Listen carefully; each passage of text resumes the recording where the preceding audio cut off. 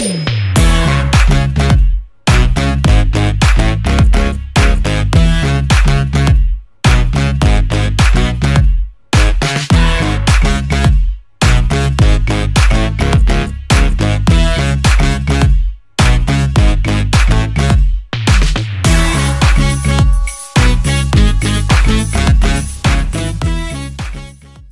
বন্ধুরা, good morning.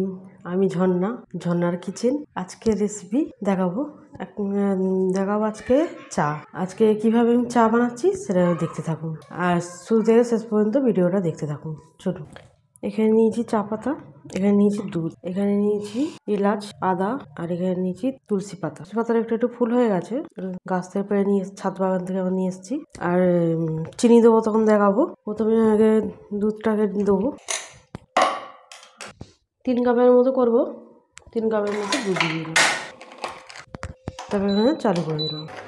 সামান্য জল দেবো, অল্প দিয়ে দেবো চিনি। 3 চামচে চিনি দিলাম।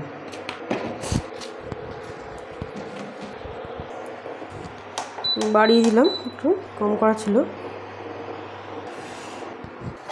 আদাটাকে নিয়েছি, গ্রেট করে দেবো এইভাবে একটু।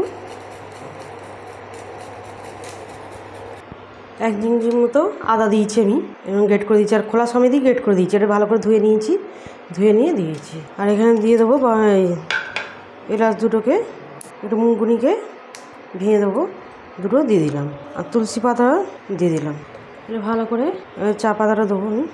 চা পাতা 2 চামচে চা পাতা দিলাম। আর এই চাটা খেতে খুবই ভালো হয়, আর ঈদের স্পেশাল চা। ভালো করে এটাকে ফুটিয়ে নেব। আমার চা হয়ে গেছে, রেডি। বন্ধ করে দিলাম।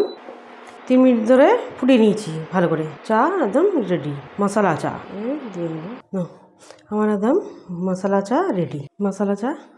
আমাদের ইউনিভার্স খেতে খুব ভালোবাসে এই চাটা। আমাদের তিতাস খেতে ভালোবাসে চা। আর আমার রেসিপি যদি ভালো লাগে, বন্ধুদের সাথে শেয়ার করবে, লাইক করবে, আর সাবস্ক্রাইব করবে।